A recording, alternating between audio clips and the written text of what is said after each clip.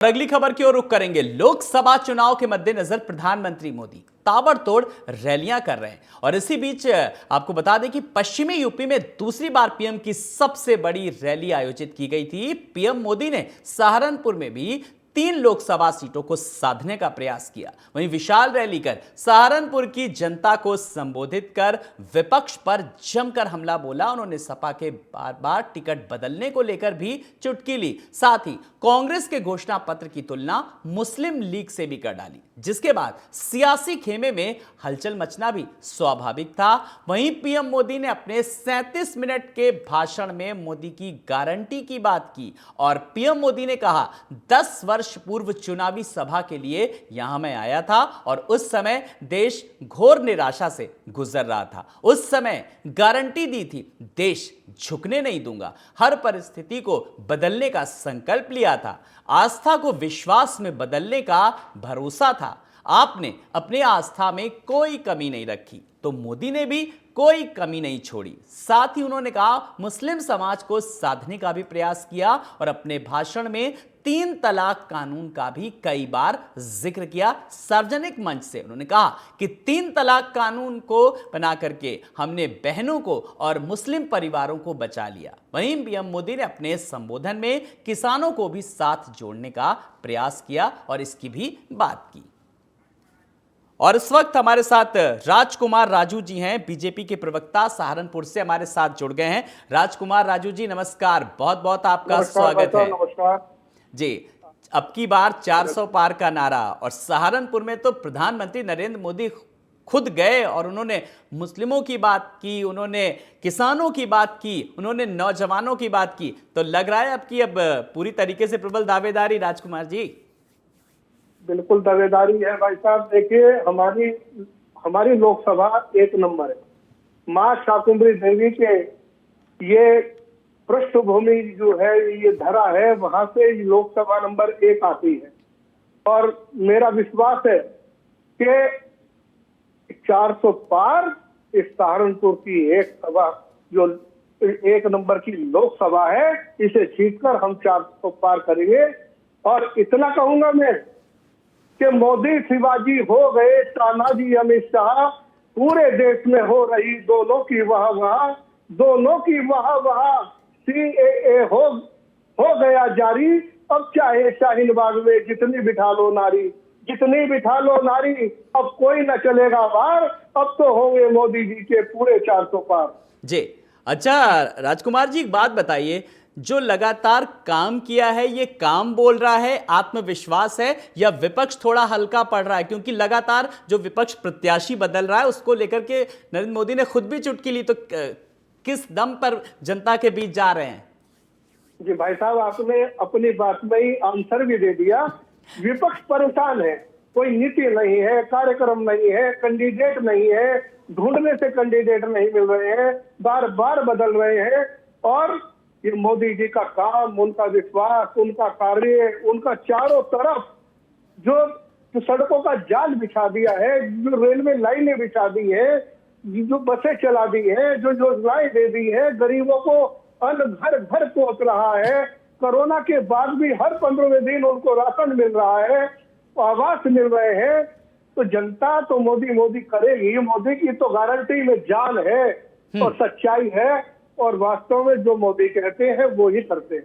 जी, तो फिलहाल कौन कौन से मुद्दों को लेकर के आप जनता के बीच जा रहे हैं? अगर हम स्थानीय मुद्दों की खास करके अगर मैं बात करूं तो देखिए, यहाँ पर शाकुंभरी विश्वविद्यालय बनाया गया। यहाँ पर इस सहारनपुर के चारों ओर, यहाँ से समाजवादी पार्टी के राज में, मायावती के राज में सहारनपुर को टापू बना के रख दिया था। आज यहाँ से दिल्ली का रास्ता 3 घंटे का है। यहाँ से जगाधरी, जमुनानगर और ये चंडीगढ़ का रास्ता 2 घंटे का है। 6 घंटे लग जाते थे, 6 घंटे दिल्ली जाने में, इधर जाने में, चंडीगढ़ जाने में 5 घंटे लगते थे।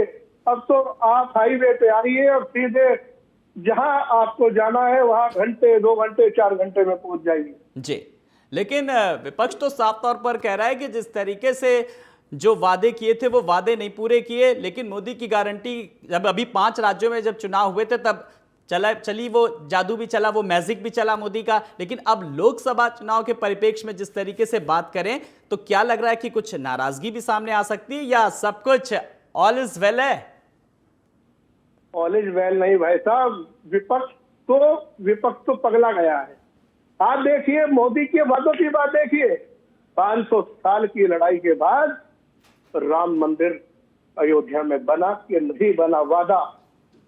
लोग कहते थे, भारतीय जनता पार्टी वाले कहते हैं रामलला हम आएंगे और मंदिर में ही बनाएंगे, तारीख नहीं बताएंगे। अब आओ, आके घंटा बजाओ अयोध्या के अंदर, पूजा करो, देखो कितना विशाल मंदिर बन गया है। धारा 370 हट गई है, 35A हट गई है, और जो मोदी जी ने कहा था, एक एक चीज का जो उन्होंने वादे किए थे, एक एक वादा पूरा कर रहे हैं। बताइए आप कि विकास हुआ कि नहीं हुआ? हमारी बेटियां जो रात की बात को छोड़ो, दिन में भी एक्टिवा पे, स्कूटर पे अकेली नहीं जा सकती थी। आज रात के 12 बजे भेज दो, हमारी बेटी को कोई छेड़ने वाला हो तो उसे 1 घंटे के अंदर अंदर सजा मिल जाएगी। ये है मोदी का राज, ये है योगी का राज।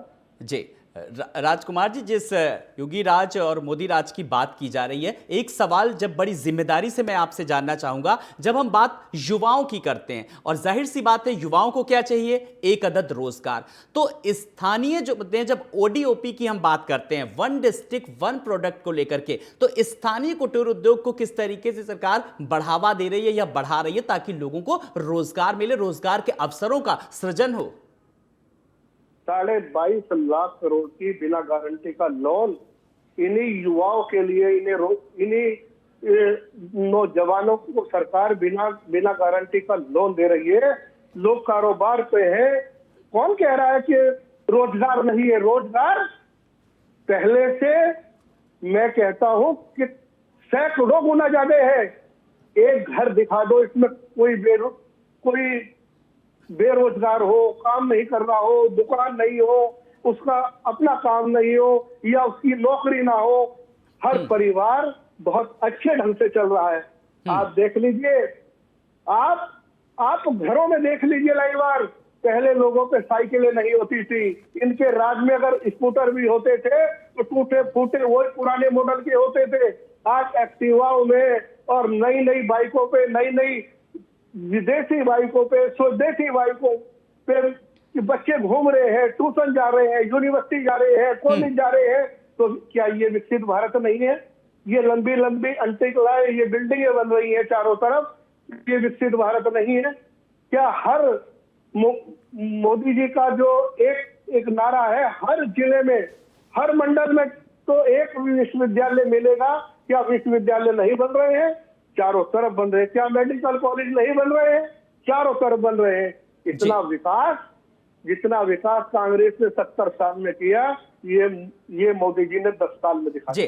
चलिए, एक 30 सेकंड में मैं चाहूंगा, आप एक प्रवक्ता हैं, एक जिम्मेदार प्रवक्ता हैं, पार्टी की तरफ से अपनी बेबाकी से अपनी बात रखते हैं, क्या कुछ संदेशा है जब लोग वोटिंग के लिए जाएं उस दिन के लिए, जल्दी से? मेरा संदेशा है कि बूचा के हर मोहल्ले से, गली से हर व्यक्ति को वोट डालना है। अब वोट अपने घर से जाना है, और चुनाव आयोग ने भी 85 साल के व्यक्ति को आजादी दी है, वे अपने घर से भी मतदान कर सकता है। कोई व्यक्ति ऐसा ना रहे कि वोट ना दे। ये लोकतंत्र का त्योहार है। इससे हमारी भारत की, हमारी तकदीर का, हमारे बच्चों का, हमारे युवाओं का भाग्य तय होता है। वोट सबको देना चाहिए, और वोट उसे दे जो राष्ट्र बना रहा हो। राष्ट्र कोई बना रहा है तो भारतीय जनता पार्टी बना रही है, नरेंद्र मोदी बना रहे हैं। चलिए, बहुत बहुत शुक्रिया टीवी 27 न्यूज से बात करने के लिए।